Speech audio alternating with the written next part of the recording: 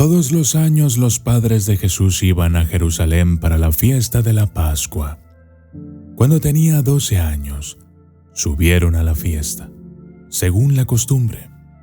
Al terminar la fiesta, mientras sus padres volvían a casa, el niño Jesús se quedó en Jerusalén. Pero ellos no se dieron cuenta.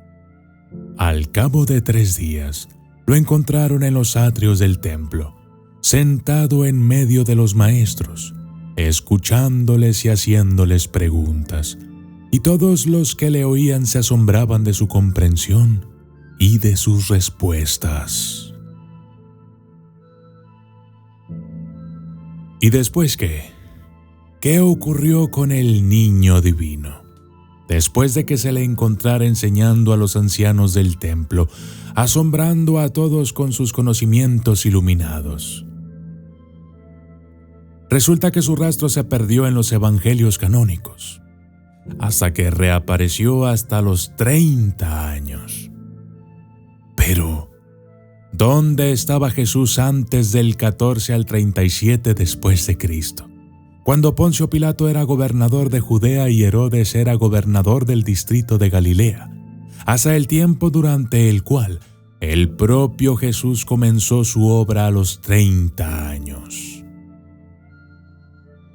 ¿Dónde pasó esos larguísimos 17 años un hombre que dejó una huella indeleble en la historia de la civilización?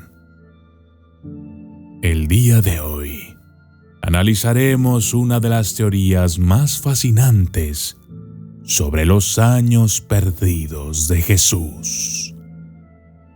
Yo soy el documentalista y esto es El viaje perdido de Jesús.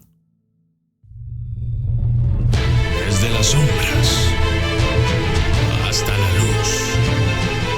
Desde el misterio y la intriga, tocando temas tabú. Y descubrí en medio de la verdad que existen mundos paralelos. Y a través de mis errores conocí la humildad, haciendo un pacto con el cielo. Yo soy el documentalista. El notorio Nicolás Notovich.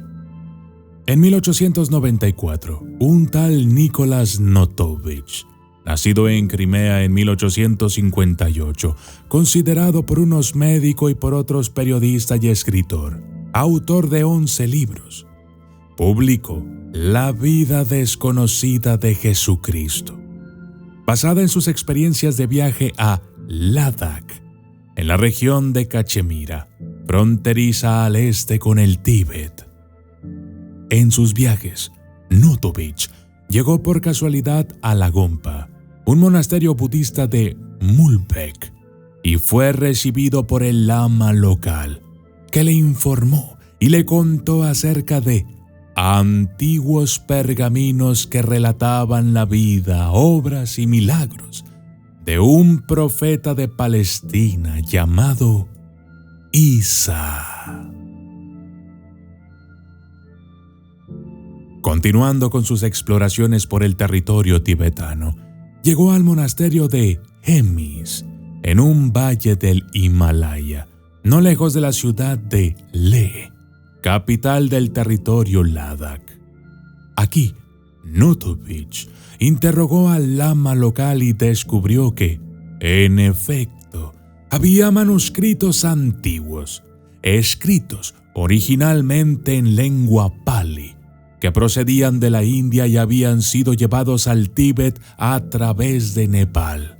Los que se conservaban en el monasterio de Hemis habían sido traducidos al tibetano. Gracias a una providencial caída de su caballo, cuando se disponía a partir hacia Cachemira, Notovich pasó una larga temporada convaleciente en el monasterio de Hemis y tuvo así la oportunidad de ver, fotografiar y hacer traducir un gran número de pasajes escritos de forma aparentemente desordenada en 2 pesados y antiguos volúmenes. Notovich Agrupó los 244 pasajes en la secuencia correcta, los dividió en 14 breves capítulos y los publicó en el libro La vida del Santo Isa, el mejor entre los hijos del hombre. Quiero hacer un paréntesis en este momento.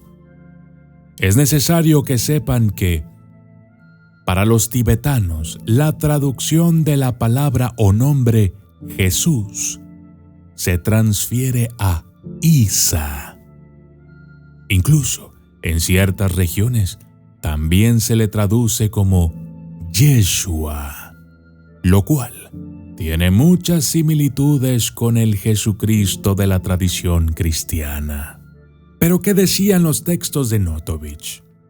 Cuando Isa alcanzó la edad de 13 años, la edad en que un israelita debe tomar esposa, dejó en secreto la casa de sus padres, partió de Jerusalén y con algunos mercaderes se dirigió hacia el Sind, con el fin de perfeccionarse en la palabra divina y estudiar las leyes de los grandes Budas. Cabe preguntarse si esto, finalmente, arroja un poco de luz sobre aquellos larguísimos 17 años de oscuridad de un hombre que, en plena madurez, trastornaría la sociedad judía, su religión y la verdadera historia. Según los documentos antiguos que Notovich vio en el monasterio de Hemis, Isa, tras haber atravesado la región del Sind, al sureste de Pakistán, en el Valle del Indo, se estableció en Jagannath, donde estudiaría, junto con los brahmanes, los sagrados Vedas, y ahí aprendió las artes secretas de curar y realizar milagros. 6 de sus años perdidos transcurrieron hasta que Isa, o Jesús, abandonó las regiones del Himalaya y luego se dirigió hacia el oeste para regresar tras otros 9 años a Palestina y concluir los 3 últimos años de su ciclo terrenal. No obstante, la descripción de sus últimos 3 años, tal y como la relatan los documentos antiguos que Notovich vio y mandó a traducir, parece bastante diferente de la narración descrita en los evangelios canónicos. La figura de Juan el Bautista no aparece en estos documentos, y la muerte por crucifixión de Cristo parece haber sido iniciada exclusivamente por Poncio Pilato, mientras que la casta sacerdotal judía no parecía considerar a Yeshua bajo una luz negativa. Se lee, por ejemplo, en el capítulo 13 de Notovich, donde dice: no podemos condenarle. Al contrario, habrían sido los propios sacerdotes judíos quienes se lavaron las manos y secundaron a Pilato en la carga de decidir sobre la muerte del que era considerado el Mesías largamente esperado. El texto dice: no tomaremos sobre nosotros el grave pecado de condenar a un inocente y absolver a los ladrones. Esto sería contrario a la ley. Y los ancianos fueron y se lavaron las manos en un recipiente sagrado, diciendo: no somos culpables de la muerte de este hombre justo. El libro de Notovich causó un gran revuelo. Edward Everett Hale, escritor y ministro unitario, cuestionó incluso la existencia del monasterio de Hemis, argumentando que no aparecía en registros de instituciones budistas cercanas a la capital del Ladakh. F. Max Muller, profesor en Oxford y orientalista, coincidió con esta opinión, sugiriendo que los textos traducidos por Notovich podrían ser falsificaciones o invenciones de monjes tibetanos. Reforzó su postura señalando que las antiguas crónicas mencionadas por Notovich no estaban presentes en el Tengyur o en el Kangyur, catálogos de documentos sagrados del budismo tibetano. En respuesta, Notovich consiguió demostrar que en el monasterio de Lhasa había más de 100.000 rollos sagrados, mientras que en el de Tenjuri Kanjur solo mencionaban 2.000. Kaliprasad Chandra, nacido el 2 de octubre de 1866 en Calcuta y conocido como Abhedananda, era un erudito en literatura oriental y occidental, filósofo, viajero y divulgador de los Vedas y la filosofía asiática, discípulo de Ramakrishna y amigo del profesor Müller, quien había refutado las tesis de Notovich. Inicialmente, Abhedananda se mostró escéptico sobre las peregrinaciones de Isa o Yeshua o Jesús en el Himalaya.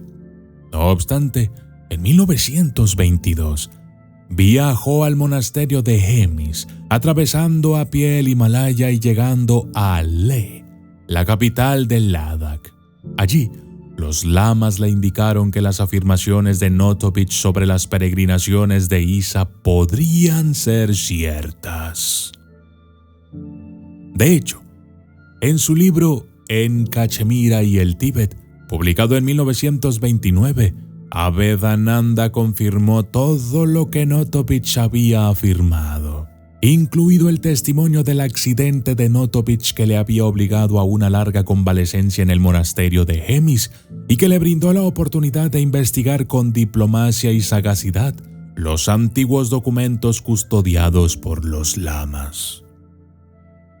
Abhedananda afirmó incluso haber visto con sus propios ojos los manuscritos, escritos en Pali, que narraban los antiguos acontecimientos de la vida de Isa el profeta. También añadió algunos detalles más, quizás descuidados por Notovich, como el episodio en el que Isa o Yeshua se detenía cerca de un manantial próximo a Kabul.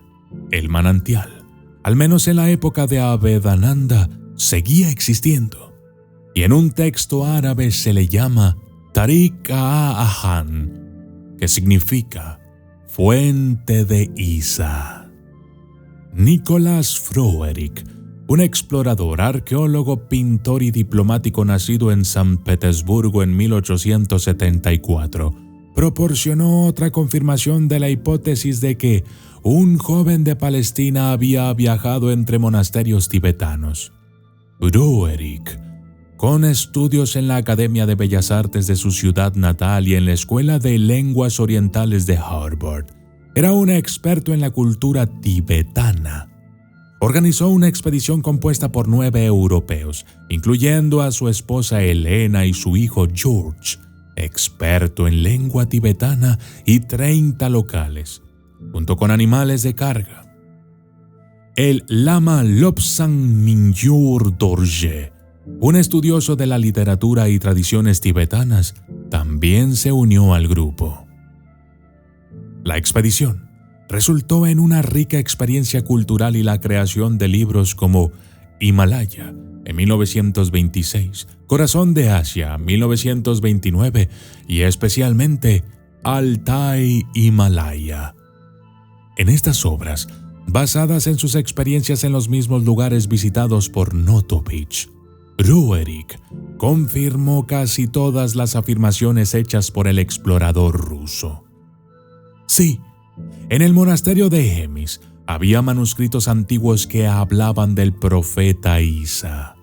Froerik señaló que había encontrado una reticencia inicial, casi una negación por parte del lama a admitir que estos documentos estaban encerrados en los rincones más ocultos del monasterio. De hecho, tal vez redescubrió los mismos documentos que Notovich y Abhedananda ya habían sacado a la luz tras siglos de olvido y los publicó. Al menos 60 de los pasajes publicados por el profesor ruso coincidían casi perfectamente con los publicados más de 30 años antes por su más desafortunado compatriota. Además de ser un experto en lenguas y tradiciones tibetanas, Froerik era considerado irreprochable por todos, hasta el punto de que sus escritos sobre los viajes de Isa al Tíbet no solo no despertaron la sensación de los publicados por Notovich, sino que pasaron casi desapercibidos. Su Jesús estuvo aquí. Una confirmación más vino, finalmente, del testimonio de Elizabeth Caspari, música y experta en pedagogía musical, exploradora apreciada y estimada por todos, y de su compañera, Madame Gasque, figura igualmente conocida en el Tíbet. Las damas tuvieron la oportunidad de ver 3 libros, compuestos de hojas de pergamino insertadas entre tapas de madera y envueltas en tela de brocado rojo, verde y azul, con bordados dorados, en manos del bibliotecario de Hemis. Estos libros dicen que su Jesús estuvo aquí. Fueron las únicas palabras del encargado de la biblioteca al comentar aquella experiencia inolvidable. Las damas no pudieron ir más allá de tocar aquellos antiguos y preciosos manuscritos, pues no podían traducir los textos personalmente. Por último, en Rosabal, en Srinagar, en Cachemira, está bien documentada la tumba de Jesús, erigida por el apóstol Tomás. El término Rausa, de ahí Rosabal, se aplicaba solo a las tumbas de los profetas, mientras que las tumbas de los santos locales se llamaban Ziarat. El Rosabal es un edificio rectangular situado en el distrito de Kanjar, en el centro de la ciudad de Srinagar. En el suelo del edificio, en una cámara interior, hay 2 lápidas, la mayor de las cuales sería la que cubre la última morada de Yeshua, que regresó a aquellas tierras tras sobrevivir a su tortura y crucifixión, mientras que la otra corresponde a la tumba de Syed Nasir ud-Din, un santo musulmán del siglo XV. Esculpidas en la piedra de la llamada tumba de Jesús, hay 2 huellas de pies humanos que muestran signos evidentes de cicatrices, pruebas quizá de las mismas cicatrices dejadas por las heridas infligidas por los clavos de la crucifixión. La última palabra. La idea de que, basándose en los cuadernos de viaje de personas bien instruidas como Notovich, Roerich y Caspari, se pueda ver por fin a través del velo que había oscurecido esos 17 años perdidos durante 2 milenios, parece muy sugestiva. Aún más incrédulo sería comparar la Biblia con algunas escrituras védicas. Veamos. En el principio era el Brahman, con que era el verbo, que significa y la palabra es Brahman.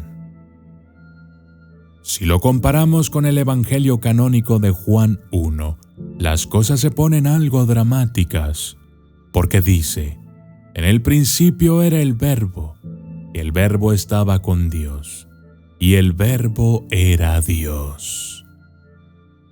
¿Y tú, qué opinas al respecto?